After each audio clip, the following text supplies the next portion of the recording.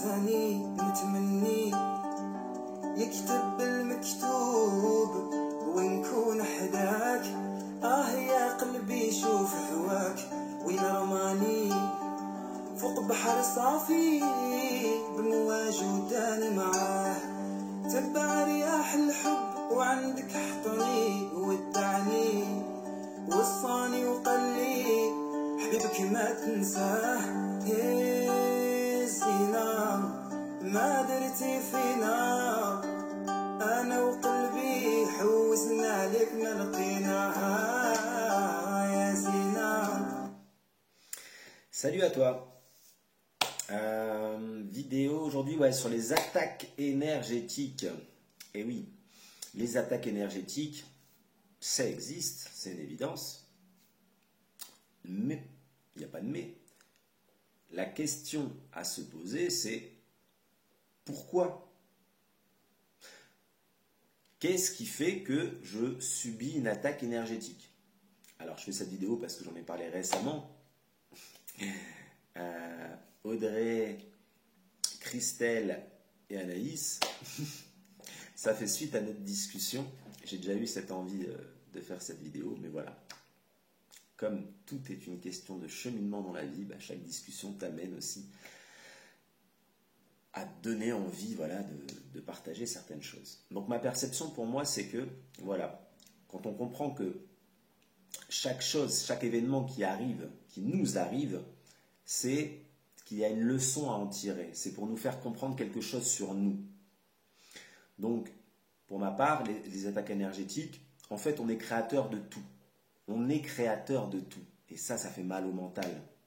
Il n'aime pas le mental. Parce que le mental, il va dire « Ah oui, alors c'est moi qui crée ça. » Alors il va émettre cette culpabilité. « Ah donc c'est de ma faute. C'est moi qui amène ça à moi. » Mais non, mais non. Oui, si tu veux jouer avec ton mental, ok. Tu vas te mettre dans la culpabilité, des vibrations bien basses, etc. Mais quand c'est plus le mental qui prend le dessus, et que là, c'est plutôt la grandeur de toi qui va t'exprimer. Donc, avec ton âme qui, elle, n'a peur de rien, même pas d'une attaque énergétique, puisque, en fait, elle comprend que ta lumière est imperturbable. Ta lumière est imperturbable. Ta conscience, ton amour, ton énergie,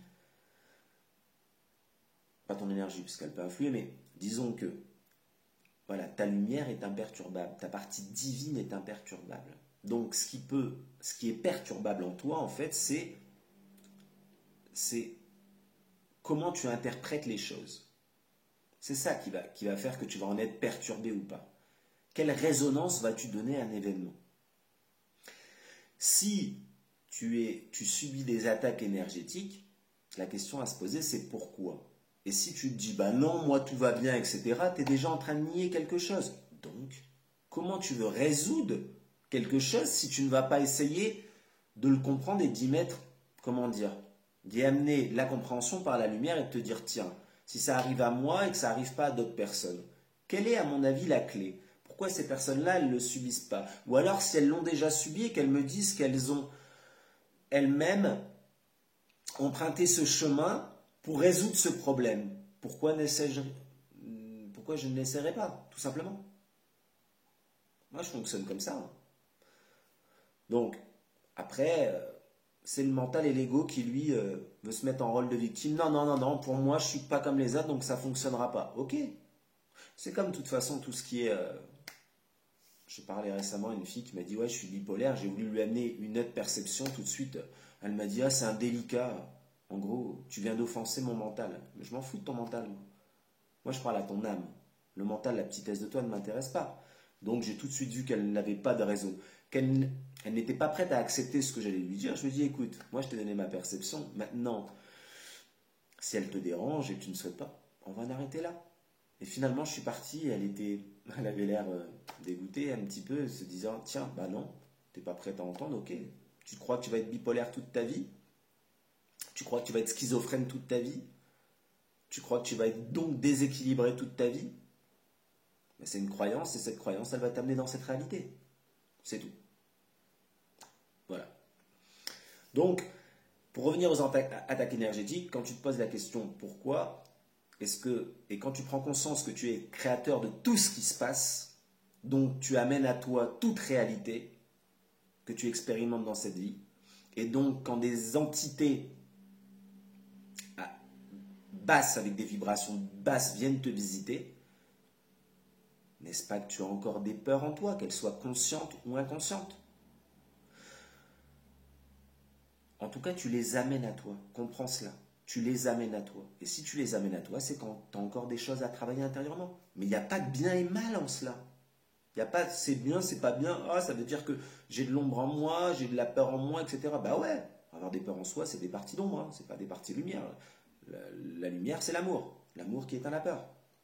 On a tous dans notre chemin aujourd'hui, ici, enfin tous, voilà, il y a des êtres qui ont certainement, peu importe, mais en tout cas, un chemin à faire pour éclairer son intérieur, pour y amener de la lumière. Donc en fait, chaque chose qui t'arrive est là pour te faire comprendre et pour te dire à quel stade tu en es.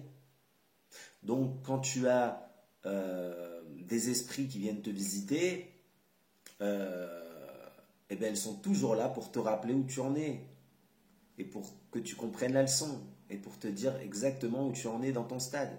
Et il n'y a pas de bien et de mal. C'est comme ça qu'on grandit, tout simplement. Allez, terminons, on va équilibrer avec le yin et le yang, la même musique, mais avec la voix féminine.